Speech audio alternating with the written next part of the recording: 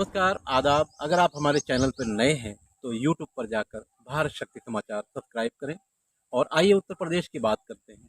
उत्तर प्रदेश में 7वें चरण का मतदान यानी 7 मार्च 2022 को खत्म हो चुका है और अब लोगों को नतीजे का इंतज़ार है।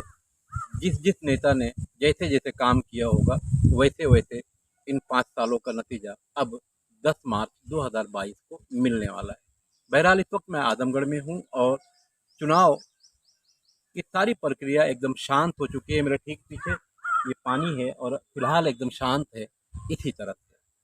और अब गर्मी 9 तारीख से आएगी और 10 तारीख को नतीजे भी आने शुरू हो जाएंगे। बहरहाल उत्तर प्रदेश में 403 सीट यानी विधानसभा की 403 सीटें हैं और इस पे मतदान हुआ है।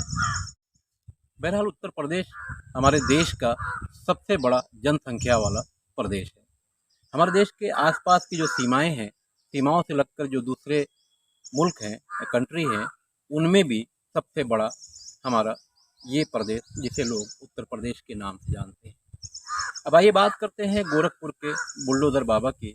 बुलडोज़र बाबा इस बार ऐसा लगता है कि खतरे में हैं, क्योंकि उत्तर प्रदेश की अक्सर जनता उनसे नाराज़ रही है और नाराज़गी की वजह ये रही है किसान आंदोलन।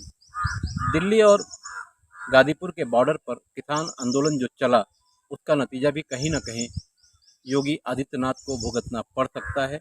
हाथरस की जो घटना थी, रात के अंधेरे में पीड़िता को जलाया गया, वो घटना भी यहाँ के लोगों को अभी तक याद है। और साथ ही किसानों पर कार चढ़ा दी गई, वो भी लोगों को याद है।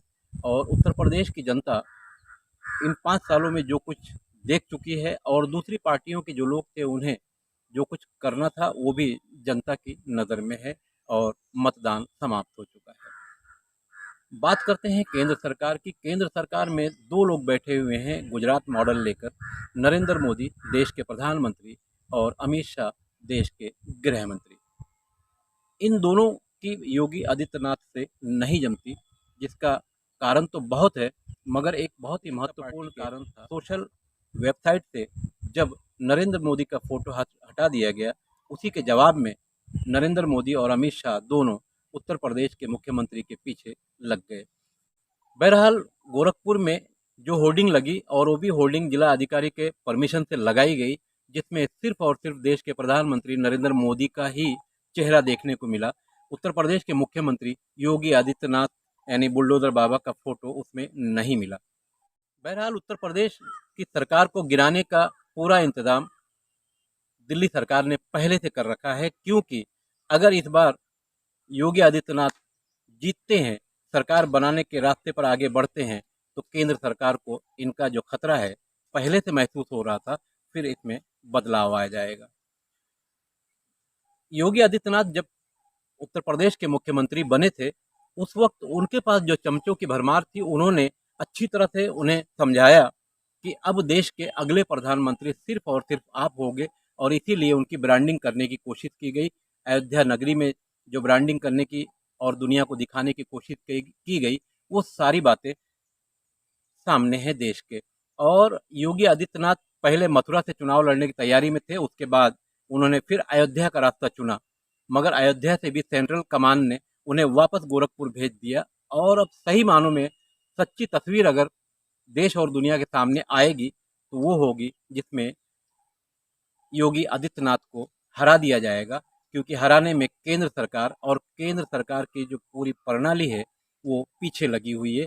उसका एक कारण और भी है। सरकार ने अरविंद शर्मा को उत्तर प्रदेश भेजा और मुख्यमंत्री को ये आदेश दिया गया कि अरविंद शर्मा को साथ में लेकर उत्तर प्रदेश में काम करें, तो योगी आदित्यनाथ अरविंद शर्मा से 4 दिन तक रहते हुए भी उनसे नहीं मिले। तो ये सारी कहानियां हैं, कहीं ना कहीं केंद्र सरकार से आया हुआ जो प्रतिनिधि है उससे ना मिलना तो केंद्र सरकार को खटकता है कि आने वाले दिनों के लिए योगी आदित्यनाथ हमारे लिए खतरा बन सकते हैं। इसलिए वहीं से इनका पर कतरने का जो काम था वो चलता रहा और चुनाव यानी मतदान समाप्त हो गया। 10 मार्च 2022 को नतीजे भी आने हैं, जिसमें अब तक उत्तर प्रदेश से जो नतीजे दिखाई दे रहे हैं, जो एग्जिट पोल दिखाई दे रहे हैं और यहाँ के लोगों से अब तक हमने जो बातें की है, उससे साफ है कि समाजवादी पार्टी की इस बार सरकार बनेगी और योगी आदित्यनाथ को कल्याण सिंह की तरह से या लाल कृष्ण आडवाणी की तरह से भारतीय जनता पार्टी अब किनारे करने की कोशिश में है। बहरहाल नतीजे जो भी हों, चौंकाने वाले नतीजे इस वक्त आने की उम्मीद है उत्तर प्रदेश से। इस वक्त मैं उत्तर प्रदेश के आजमगढ़ फूलपुर क्षेत्र से खान पख्तर।